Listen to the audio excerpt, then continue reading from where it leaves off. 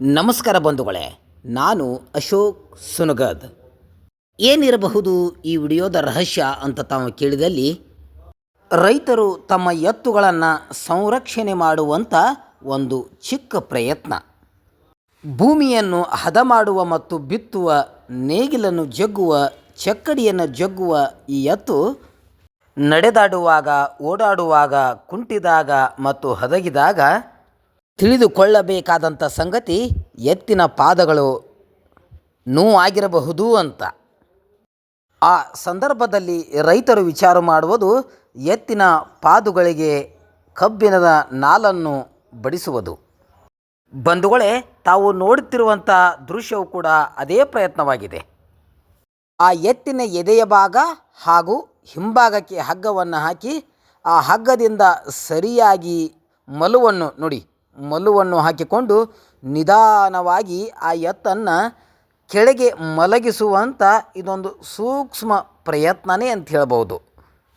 ಆ ಎತ್ತನ್ನು ನೆಲಕ್ಕೆ ಮಲಗಿಸಿದ ನಂತರ ನೋಡಿ, ಮುಂಗಾಲು ಹಾಗೂ ಹಿಂಗಾಲು ಹಾಗೂ ಮುಂಗಾಲು ಆ ಎರಡೆರಡು ಕಾಲುಗಳನ್ನು ಅದೇ ಹಗ್ಗದಿಂದ ಮಲು ಹಾಕಿಕೊಂಡು ಆ ಎತ್ತು ಕಾಲನ್ನು ಅಳುಗಾಡಿಸದಂತೆ ಆ ಹಗ್ಗದಿಂದ ಸರಿಯಾಗಿ ಮತ್ತು ಸೂಕ್ಷ್ಮವಾಗಿ ಆ ಎತ್ತಿಗೆ ಬೇರೆ ಯಾವುದೇ ರೀತಿಯಿಂದ ಹಾನಿ ಆಗದಂತೆ ಸರಿಯಾಗಿ ಗಟ್ಟಿಮುಟ್ಟಾಗಿ ಹಗ್ಗದಿಂದ ಆ 4 ಕಾಲುಗಳನ್ನು ಈ ರೀತಿ ಕಟ್ಟಲಾಗುತ್ತದೆ.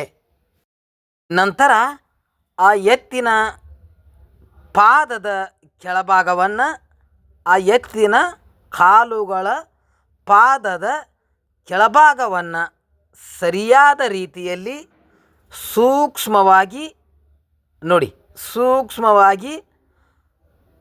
ಆ ಪಾದದ ಕೆಳಭಾಗಕ್ಕೆ ಯಾವುದೇ ರೀತಿ ಹಾನಿಯಾಗದಂತೆ ಮತ್ತು ರಕ್ತ ಬರದಂತೆ ಸೂಕ್ಷ್ಮವಾಗಿ ಕೆತ್ತನೆ ಮಾಡುವಂಥ ಈ ಕಲೆ. ಬಂಧುಗಳೇ, ಈ ಕಲೆಗಾರನ ಚಿಕ್ಕ ಮಾಹಿತಿ. ಹಸನ್ ಸಾಬ್ ಅತ್ತಾರ್, ಸಾಕಿನ್, ಯಂಡಿಗೇರಿ, ತಾಲೂಕಾ ಬದಾಮಿ, ಡಿಸ್ಟಿಕ್ ಬಾಗಲಕೋಟೆ. ಇವರು ಇರುವುದು ಯಂಡಿಗೇರಿ ಗ್ರಾಮ. ಈ ಸುತ್ತಮುತ್ತಲಿನ ಗ್ರಾಮಗಳಲ್ಲಿ ಎತ್ತುಗಳು ನಾಲಿಗೆ ಬಂದಾಗ ಮೊಟ್ಟ ಮೊದಲು ಫೋನ್ ಮಾಡುವುದು ಇವರೇ ಹಸನ್ ಸಾಬ್ ಅತ್ತಾರ್. ನೋಡಿ, ಅವರ ಹತ್ತಿರ ಬ್ಯಾಗಿದೆ. ಆ ಬ್ಯಾಗಿನಲ್ಲಿ ನಾಲುಗಳು ಇವೆ.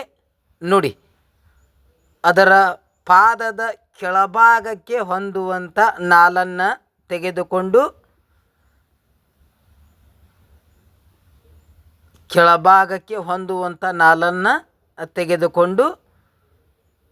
ನೋಡಿ, ಆ ನಾಲನ್ನು ಪಾದದ ಕೆಳಭಾಗದಲ್ಲಿ ಈ ರೀತಿಯಾಗಿ ಇಟ್ಟು ಮಳಿಯನ್ನು ತೆಗೆದುಕೊಂಡು ಈ ರೀತಿಯಾಗಿ ಆ ಮಳಿಯನ್ನು ಆ ಪಾದದ ಕೆಳಭಾಗದಲ್ಲಿ ನಾಲನ್ನು ಕೂಡಿಸಿದ ನಂತರ ಈ ರೀತಿಯಾಗಿ ಮಳೆಯನ್ನು ಕಟ್ಟಿಯಬೇಕು.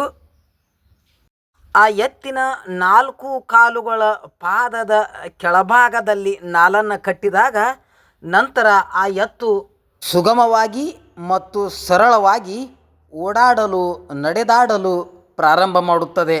ಬಂಧುಗಳೇ, ಗ್ರಾಮೀಣ ಭಾಗದ ಇಂತಹ ಚಿಕ್ಕ ಪುಟ್ಟ ವಿಡಿಯೋಗಳನ್ನು ನೋಡಲು ದಯವಿಟ್ಟು ನನ್ನ ಚಾನಲನ್ನು ಸಬ್ಸ್ಕ್ರೈಬ್ ಮಾಡಿರಿ, ಶೇರ್ ಮಾಡಿರಿ, ಲೈಕ್ ಮಾಡಿರಿ ಅನ್ನುತ್ತಾ ತಮ್ಮೆಲ್ಲರಿಗೆ ನಮಸ್ಕಾರ ಬಂಧುಗಳೇ.